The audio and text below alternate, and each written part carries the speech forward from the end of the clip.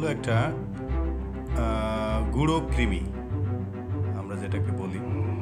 এটা আসলে যে কোনো উপায়ে হোক, এটা পাকস্থলী থেকে বের হয়ে বাইরে এসেছে। তো আমরা তাকে ধরে পরীক্ষামূলকভাবে দেখতেছি আসলে তার বংশবিস্তারটা কীভাবে ঘটে। আমরা যতটুকু জানি যে এটা খুব অল্প সময়ে অধিক ডিম দিয়ে থাকে এবং বাচ্চা উৎপাদন করে থাকে। তো সেইটাকে পরীক্ষামূলকভাবে দেখার জন্য আমরা খুব ধৈর্যের সাথে দেখছি। আপনারা দেখবেন যে কিছুক্ষণের মধ্যে দেখতে পাচ্ছেন যে ওর মুখের দিক থেকে এক ধরনের সুতার মতো কিছু একটা আমরা দেখতে পাচ্ছি। আসলে এটাই হচ্ছে ওর থেকে জন্ম নেওয়া আরও একটা কৃমি আপনারা বলতে পারেন, যেটা আপনারা দেখবেন কিছুক্ষণের মধ্যেই। এটা দেখেন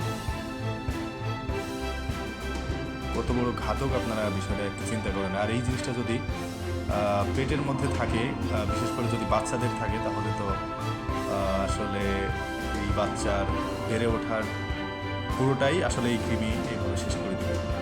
তো আমার মনে হয় যাদের বাসায় ছোট বাচ্চা আছে তাদের এই বিষয়টা খুবই খেয়াল করা উচিত যে আসলে কৃমি যেন আপনার বাচ্চার পেটের মধ্যে কোনোভাবেই থাকতে না পারে, বাসা বাঁধতে না পারে, বংশ বিস্তার করতে না পারে।